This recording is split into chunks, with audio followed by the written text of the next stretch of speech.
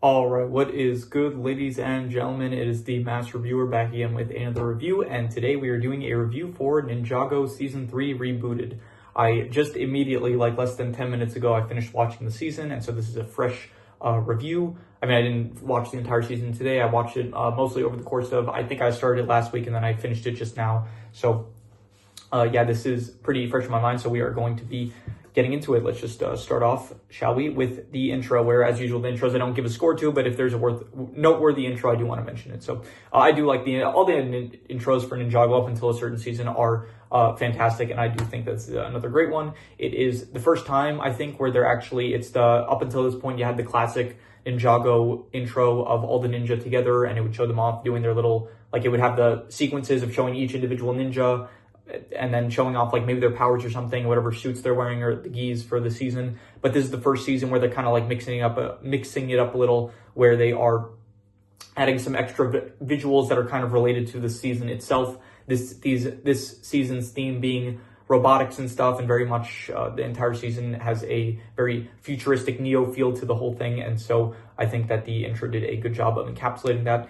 And yeah, moving on, starting off with the plot. The plot of the season is basically it's the shortest season by far, like not by far, but it is the shortest Ninjago season that I think there is, only 8 episodes. So it is basically a sequel to season 2, which was the whole conflict with the overlords. This is basically the overlord returns, and but most of it's kind of, so here's the thing, most of the season the overlord is not really a big threat. He's just kind of, he controls the technology, which makes him a threat, and then Pythor returns as well in the season to work for the Overlord in order to get revenge on the ninja. And so you do have only the Overlord. He only really becomes a threat towards the end of the, like, he is a threat constantly throughout the season, but it's more so because he's controlling the technology, and it's more so the androids that are the threat and only by the end of the season does the Overlord himself become like the main threat. But even so, the plot of basically the season is about the Overlord he returns, and the Overlord is, at first he's trying to get the powers of, basically the Overlord wants the powers of the Golden Ninja. And so he starts that off by trying to capture Lloyd in order to take his powers, but then after failing to do so, he ends up basically, I like that they did this. They tied back in I always love when they do this kind of stuff, where they tie back in a previous episode, in this case when the ninja went back in time to stop Garmadon from, basically, they stopped the whole time travel episode that was in the previous season. They acknowledged that episode, and then they basically said, like, oh, we sent the golden weapons to space.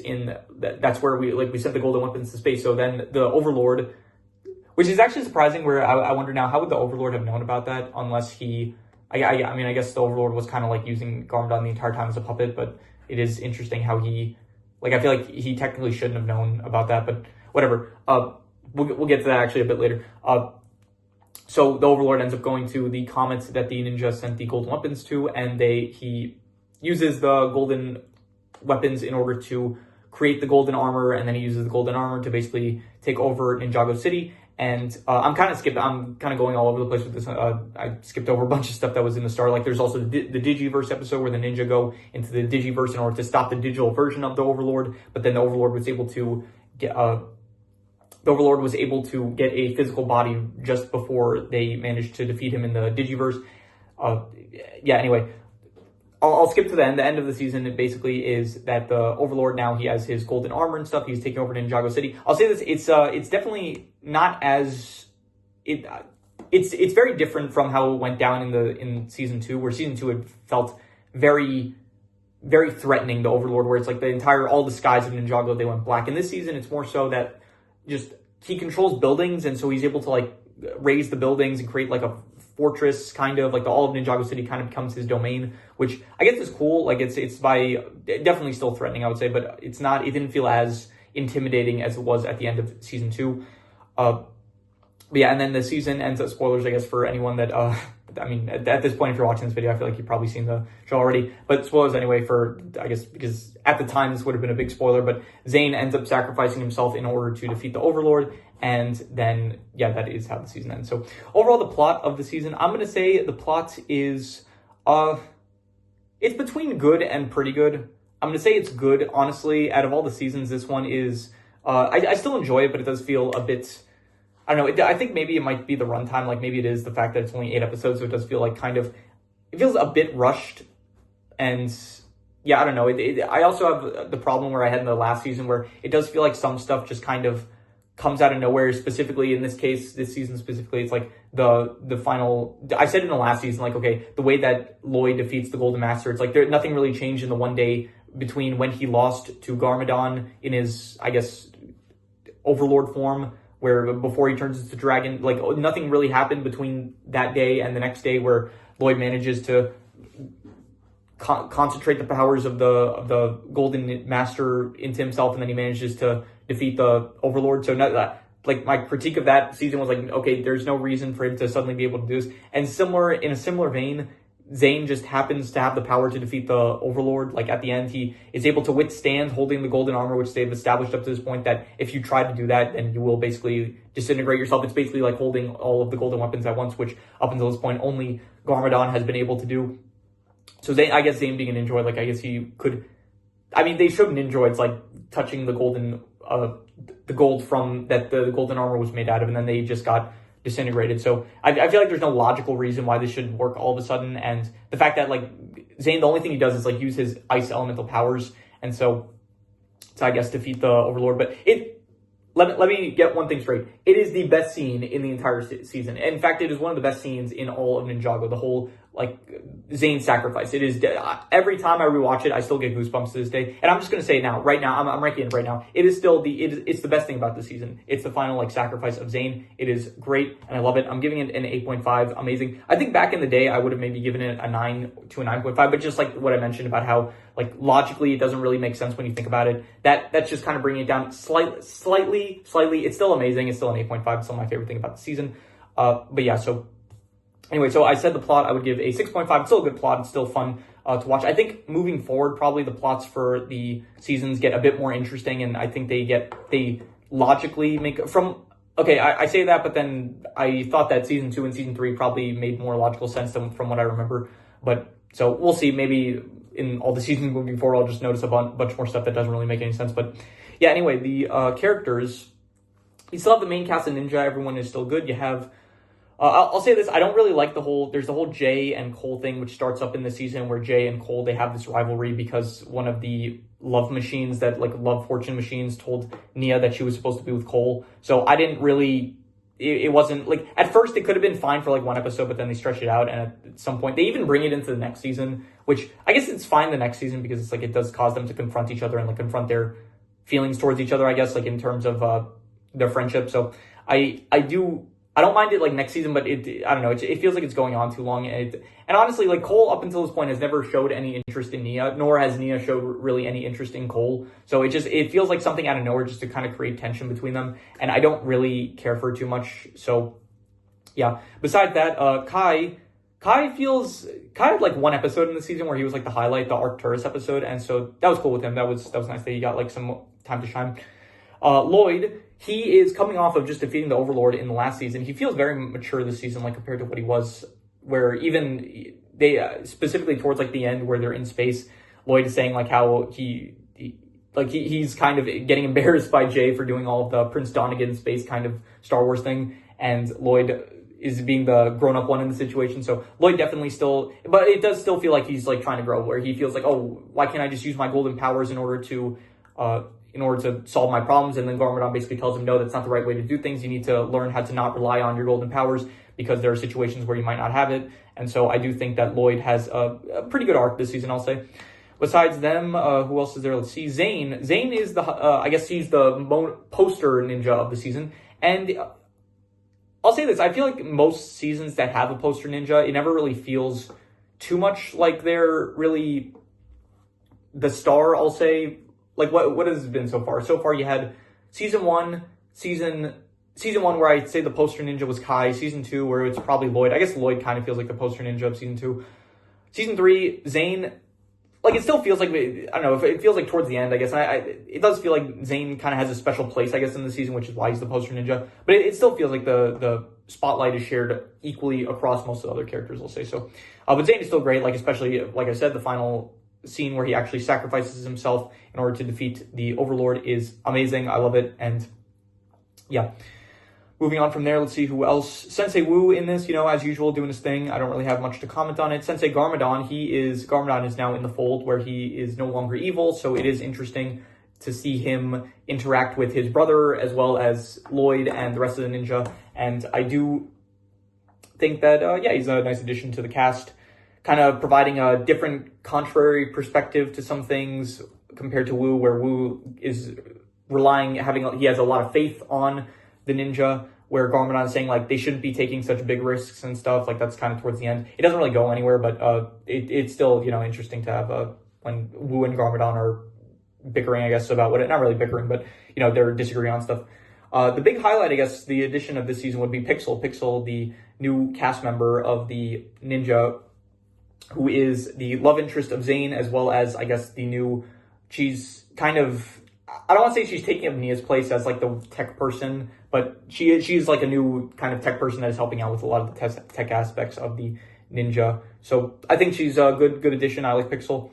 Misako's apparently also in this. I don't really remember her being in the season too much, but I do think maybe there was like one episode where she was at Garmadon's temple that she helped out with. So, and then there is the Overlord. I do think that the Overlord was definitely better this season, because this is kind of, we saw him get defeated already, and then most of the season, I guess it's kind of threatening when he's controlling all the technology, but then after a point, it feels like he's in a similar position to Garmadon was in season 2, where he himself is not really the one in control, and at a certain point, it just feels like Pythor's the one running the show. And then when you get towards the end, like most of the season, it does feel like he's not in a position of power until you get towards the end, where he has the body of his own, and he finally gets the golden armor.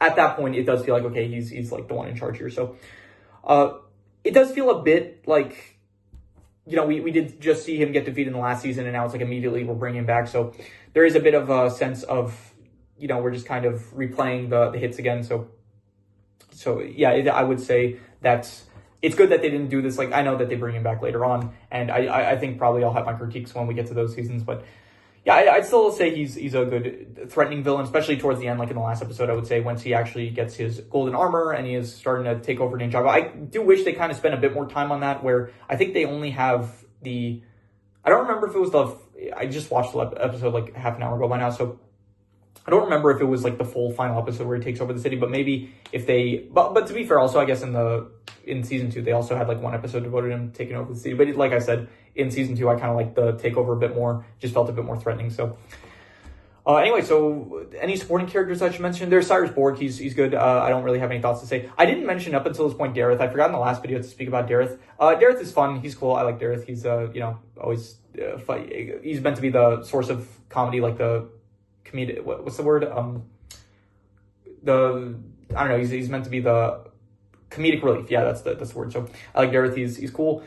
Cryptor. He is the General Cryptor. He's the kind of leader. He's the guy that plays the same role as General Kozu did in the last season, where he is just the one in charge of, like, Kozu was in charge of the Stone Warriors. Now Cryptor is in charge of the Nindroid in this season. And I do think that he is kind of more villainous. Like, I do like his personality a bit more than Kozu did, but Kozu did feel a bit more threatening. So, but I like Cryptor. I would say it was good. And that is pretty much all of the characters, I would say. And so let us, I'm going to rank them. I'm going to say that the characters I would probably give about I'd say like a 7 out of 10. I'd say that they are pretty good. Definitely, yeah, not some of the best of the show, but, definitely still working for me. So in terms of the settings, a lot of it takes place in Borg Tower, which is it was the site that the final confrontation was in the last season, again with Lloyd against the Overlord. In this season, a lot of what happens takes place in that same building. Besides that area, there is, I guess, Garmadon's temple, which is kind of cool. It's in like 1 or 2 episodes, and yeah, besides that, there is space. Space is, I guess, an interesting area for the ninja to be in. And other than that, is there any other areas that I should mention? Not really. There is that one chase sequence episode. I mean, there's other areas, I guess, when Lloyd and Garmadon are running away from the Overlord. They're in the Hiroshi's Labyrinth, I guess. That was jungle area. That was not bad, I guess. The Digiverse, that was a cool area, I'd say. I like that one a lot. That's like very much, I was going to say Ready Player One, but not really. They're not really the same thing. But it's very much area where, video game rules, that kind of stuff. So I like that. That was cool. And there is there is the episode where Kai is going after Pythor, that chase episode. That was like a nice setting for a chase, I would say. So, but besides that, is there anything else? Not that I could think of off the top of my head. So yeah, overall the settings, I would say probably like I'll go a 6. I'm going to say above average, I'll say. Not really the best of the show. Like, I definitely think that in the coming seasons, we're going to see some very, very cool settings. But yeah, we're not there yet. So I'm going to say a 6 out of 10. In terms of the art style, yeah, same as usual. Like, the art style really doesn't change until I would say maybe season 7 earliest. But before season 7, yeah, all the art style pretty much, like, we had the pilot season, which they kind of looked a bit lacking in the pilot, and the first season I would say like it looked a bit like not there yet. But then at this point we're at the point where yeah, the art style, it's pretty consistently good, I would say. So I'd go with a solid. I'd go like a 7.5. I'll say it's a very good art style. I like it. It's good. Maybe that's a bit generous, but I'll be generous about it.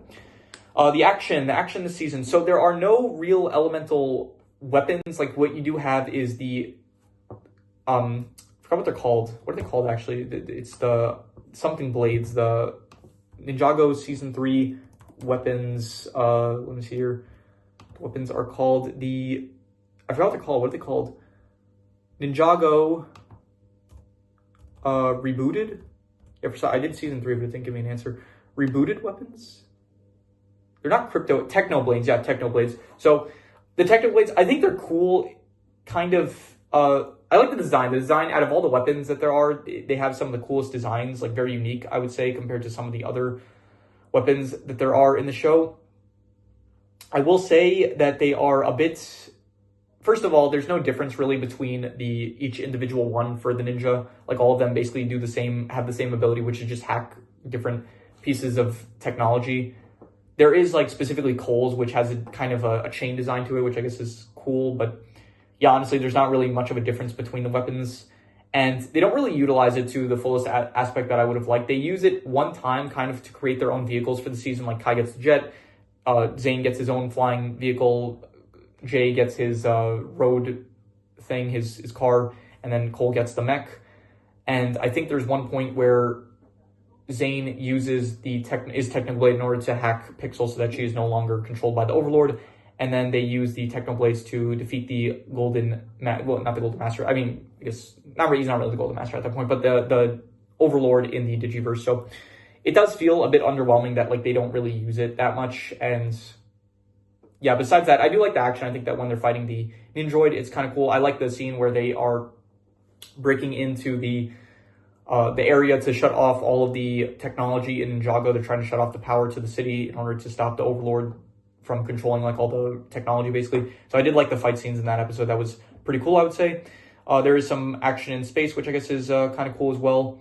And overall, yeah, I'd say the action is probably, I think next season is going to be good with action. It's going to be a lot of cool action with like the tournament of elements. But for now, it's like, still some pretty basic stuff. I'll give the action, I would say, a solid, I'll go like a 6.5. This is also the season where the ninja get their actual not golden powers, but they get their powers. Lloyd gives up the rest of his golden power in order to give the ninja their elemental abilities. So I'll say that was very, very, very impactful moving forward. Like, up until this point, like the ninja, they had to rely on their golden weapons in order to use their elemental abilities. And so now, or they channeled their elemental abilities through the golden weapons, but now they've been given free access to use their elemental abilities. So yeah. The best thing I did say already was the final scene with Zane's sacrifice, definitely. And the worst thing, I think, probably just, once again, there are some moments that I'm noticing that are not as cleanly written as I would have liked. Again, where just out of nowhere, Zane's able to defeat the Overlord for there's, like, if they would do some foreshadowing, it would help, kind of, like, if they kind of left some hints earlier on that, like, okay, there is, like, okay, he's going to be able to defeat the Overlord or whatever reason. But, I don't know, they don't really leave a lot of, there isn't really, like, foreshadowing for the stuff that ends up happening, so just a lot of this stuff just feels out of nowhere for this. But there are some well-written stuff. Like, I do like when they take aspects of previous stuff that happened. So there was the whole thing where they went to space because they figured out, okay, we went back in time, and so probably that's where he's going. But that's also another example of, like, okay, it's kind of lazy writing, because why would the Overlord know about the golden weapons in space? So, I mean, if they would explain it, that would help, but they don't explain it. So, like, stuff like that, similar to what I said in the last season, that just kind of brings it down a bit for me compared to what it would have been like when I was watching when I was younger, I guess, and I wasn't being as analytical. So, that I would say the writing I would give, it's a bit better last season. I didn't notice as much. I'm going to give it like a 5. I didn't notice as much last season, I felt like, but definitely there are still some moments like that in this season. So, yeah. Let's see here. That is all the scores. So I'm going to do the calculations. So King Crimson. All right. So it ends up coming out to about a 6.5, right? Yeah, 6.5, which would be good. And I think I would give it a bit higher than that. I think I would go like a 7 out of 10. I would say it's pretty good. Definitely, I am noticing some stuff that I didn't notice, I guess, when I was younger, which is the main thing that's kind of like bringing it back for me compared to what I thought it would have been going forward. But anyway, I still think that probably, so what has it been by now? I think it's been going up, but now it's going down a bit, but I think that, it is going to start going, like, we're starting to get into like the main prime of, Ninjago. I would say the prime is probably like from season, I think probably the prime of the show is honestly like from the start until, like, a 7 is still good. Like a 7, I don't know, it's just like for the standards of the show, I feel like it is a bit low, even though, I don't know, what's the highest been up until this point? I think the highest, I gave, what did I give season 2? I think I gave it like between a 7.5 to an 8, something like that. So, but yeah, we are going to get some higher scores probably in the coming seasons, because I'm very excited to watch the next coming ones. Tournament of Elements is fantastic possession. From what I remember, they are great, and so I'm very much looking forward to them.